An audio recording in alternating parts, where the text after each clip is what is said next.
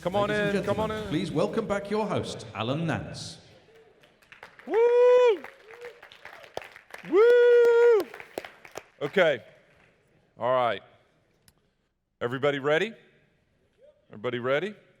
Okay. Clap if you're ready. Okay. This is the easiest introduction I get to do all day long. Raj. Thank you. So this morning, Owen was panicking because he made a couple of calls to Alan, and Alan didn't turn up. So, yes, that was good. Please take a seat. Please. However, I started reading the scripts because somebody has to replace him. So I started doing that. But never mind, he turned up, which was good news. But I still get the chair today, at least for the next couple of hours. But it's not about the product vision we presented today. It's about the pioneers. It's about the revolutionaries, our customers who face day-to-day challenge and how they transform their ideas and visions into reality using our platform, using resources. And that's what we're going to see for the next hour and a half. It's going to be an exciting time. I've got fantastic lineup of speakers. It's going to be awesome, okay? Without any further ado, I'm going to introduce two people on the stage. I'm going to use the clicker here. And we're going to talk mainly about personalization in the mobile-first world. And I want you guys to welcome and give them a huge round of applause for Scott Brown and Aaron Azar.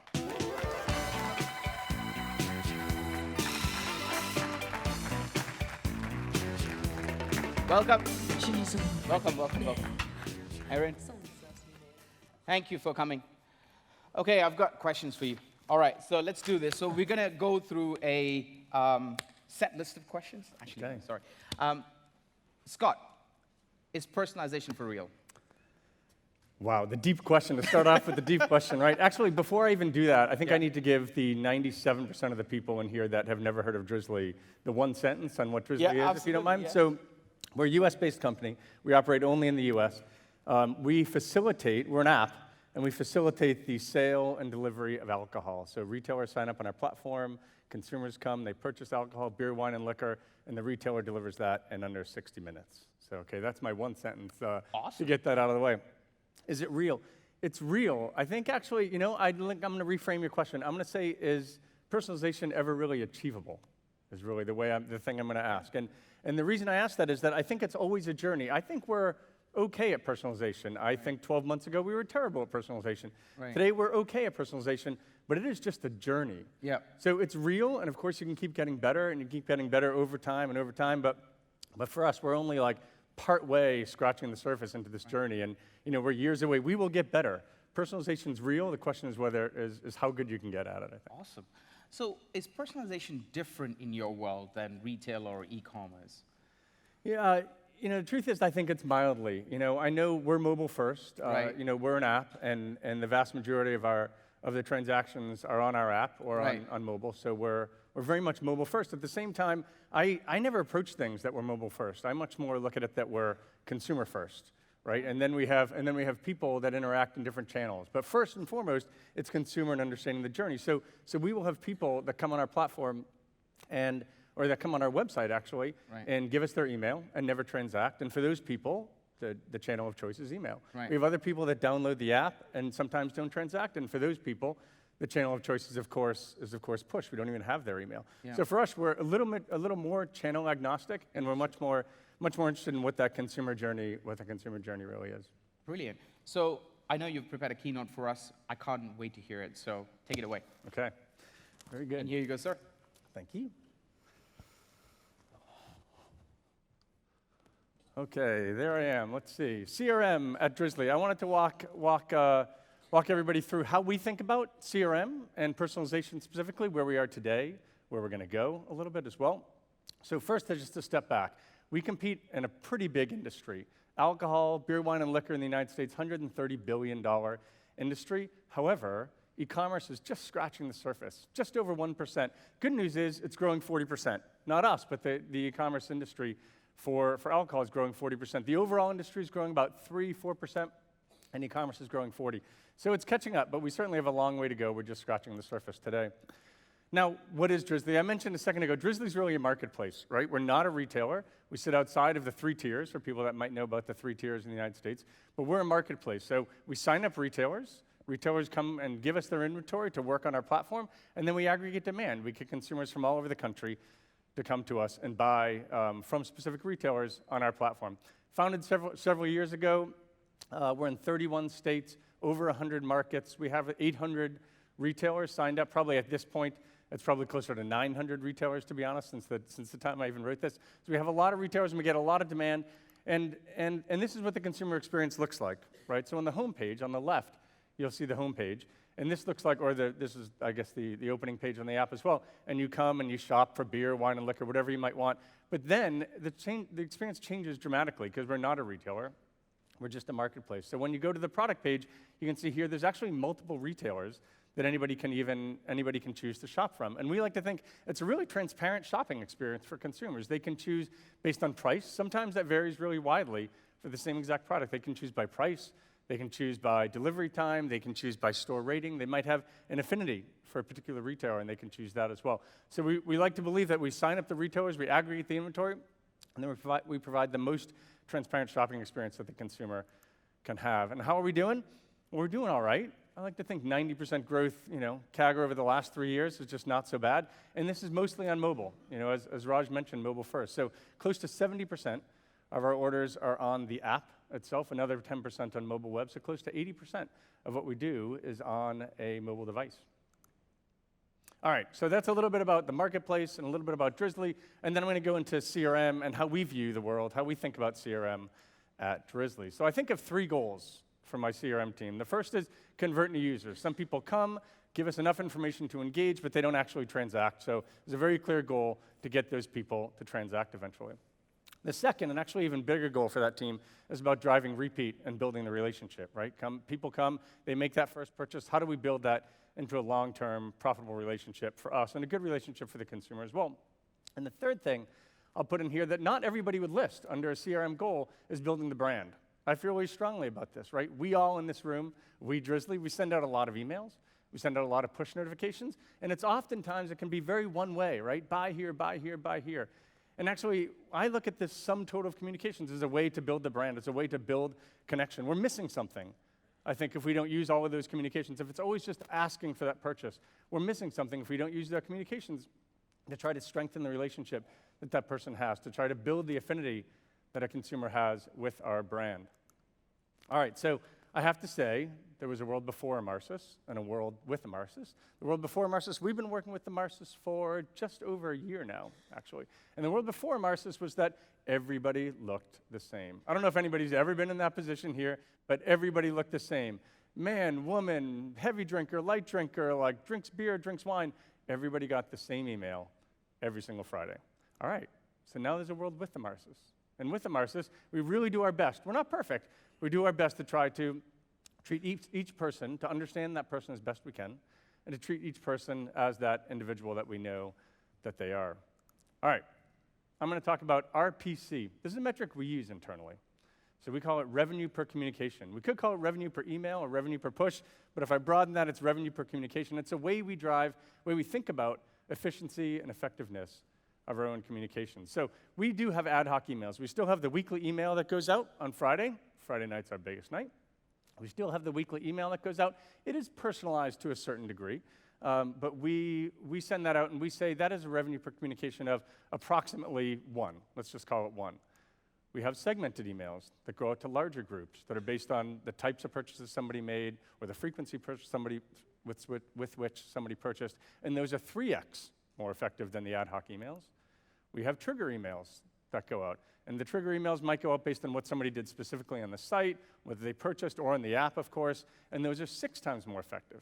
And then what I've left out here is the last thing that's super important to us, which is push, right? So a lot of our transactions in the app, and push across all of these different types of emails I mentioned, push is 24 more times effective than the weekly ad hoc email that we send out. So it is a really, really powerful channel for us. All right, I'm going to go through 3 examples of personalization that we do.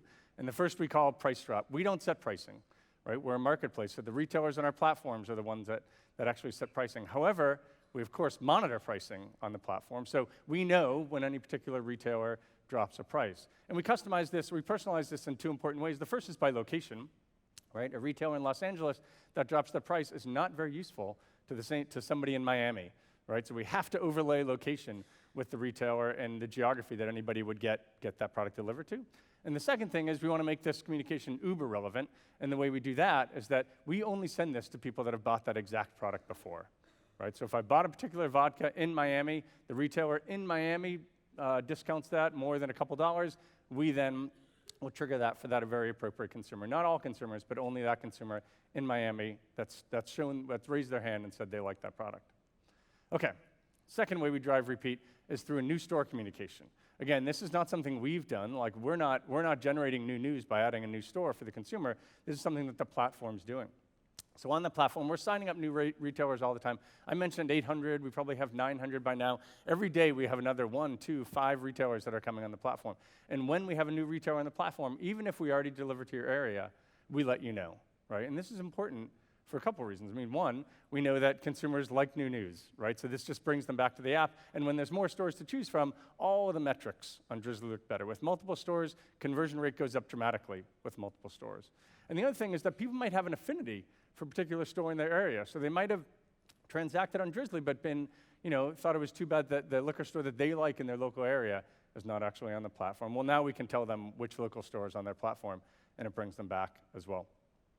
All right, third way we drive repeat is through what we call our active buyer campaign. This is one of those segments I was mentioning before, one of the segmented campaigns. So people fall into this campaign when they've bought twice, 2, 3, 4 times. Once you've bought twice, you start to fall into the active buyer campaign. And yes, this is several emails and several push notifications. As you would have seen up on the screen, everything that we do is multi-channel, like I mentioned. Everything is via push, everything is via email, where we can appropriately. And one of the things I guess I would call out that's interesting here, yes, this is tailored based on what you bought, based on your location, but one of the things that we think is interesting about this is we've used internal data science to be able to work out when somebody is buying and try to predict that, and then we customize the communications as such. So for instance, if I come on the platform, I'm a customer, I come on the platform and I buy once a week, every Wednesday, we're going to tailor our communications based on that type of cadence. If I'm another customer and I come on the platform and I've only bought once a month religiously, but once a month for 3 or 4 months in a row, then we start to spread out the communications to trigger that purchase, but we realize you're not a weekly buyer, and we customize the communications based on the time frame. All right, so these are just a few of the ways. There's more to go through, of course, but these are just a few of the ways that we're actually trying to drive repeat. Now, I mentioned driving brand. We drive brand, part of the way we drive brand through email, but very much through push as well. Kind of a fun Friday afternoon push, honestly. People are getting towards the weekend, and we want to lighten up the atmosphere. So this one in particular, this one's saying, drink bourbon, it's good for the soul, - your grandfather, probably. All right, so we like this. We have a little fun with our push messages. And then what we really like is the feedback that we get from consumers. So here's somebody that immediately, this is within like minutes. We send these push notifications out, and within minutes we can check Twitter and see what's happening. And we see this guy that really complimented our copy, and it's nice that this one consumer did that. But then we clicked and we checked out this guy, and he has 65,000 followers. So it's nice that this one push message we did to our own audience immediately exploded into 65,000 other people seeing this. That's one example, and here's another one where we had fun one day with kind of a message about like a meeting, an upcoming meeting, obviously not real. But we sent this out, and again, within 5 minutes, we started seeing these great messages on Twitter. We saw somebody saying, I only keep Drizzly on because these messages are kind of funny. Like this is, we talked, you saw the presentation earlier about brand and how you make people feel. So for us, this is really a critical element. It's not just about personalization and driving purchase, but it's also about having a little fun and driving that emotional connection with the brand. So this is one message. There's another one we got. And then my favorite that just says, at Drizzly, shit, I'm late for this message. All right, so that's what we're doing today, both at least a taste of what we're doing today in terms of personalization, a taste of what we're doing in terms of the brand. And I mentioned that personalization, I think it's real. The question is how achievable it is to be done. I don't know that you're ever done. Like it's a journey, and we recognize we are only part way in the journey. So there's a lot of things that we can do in the future. Here's a couple things that are upcoming. One is weather personalization. So we deliver, we don't deliver, sorry, our retailers deliver, but like any delivery business in the US, it's really responsive to the weather. We know when it's raining in New York City, we are pretty excited. On a Friday night with a terrible rainstorm in New York City, we are really excited about that. And when that happens, we know the business already responds better to rain and snow. People want to stay inside. They love to get their things delivered. But we're not doing anything about it now. So what we're going to be doing upcoming is we're going to be doing a targeted campaign, downloading weather from all over the country. So anywhere where it's a really forecast for bad weather, bad snow, bad rain, we're going to be messaging that person in the middle of the day saying, tough weather's on the horizons. It's a good night for Drizzly. The second thing is around sports. For you non-Americans in the room, these are logos from the NFL, from the American football, I should say. And this is a great opportunity and a great use case for Push as well as a mobile-first company. So the reason I say that is a lot of these games take place on Sunday afternoons, right? 1 p.m. and 4 p.m. starts religiously. And the fact is, at 5 of 1 is not the time somebody wants to go out and get their beer to sit down and watch the game. So we can easily push. We can do customized messages across the country by team at the right time based on every single game to load in and to message people about the fact that the big game in Cincinnati or wherever it is about to start. Don't go out. Let Drizzly bring you the drinks. And the last thing is geolocation. So we know there's an interesting use case that we see all the time. We keep getting these emails in from people that say, I live in New York, I use Drizzly in New York, but I was in Miami on vacation, and the truth is, I had no idea where to get a bottle of wine. I typed in Drizzly, and the next thing I know, I had a bottle of wine brought to my hotel. So this is already a common use case. This is already part of the customer journey. We're going to play this up. So we're going to know that when somebody buys 4 times, maybe to the same address in Boston, we know that person, we're going to assume that person lives in Boston. When that mobile phone shows up in San Diego, they could be there for work, they could be there for a vacation. But at that time, we'll probably message, welcome to San Diego. Drizzly has 18 retailers that we work with in San Diego. We're here if we need you. Again, playing up the use case that we know is already common consumer behavior, but we're gonna at least remind people that we're there and that we're in a new city for them. All right, so that's what we got for a little bit of where we are today and very little bit of where we're going tomorrow as well. Awesome.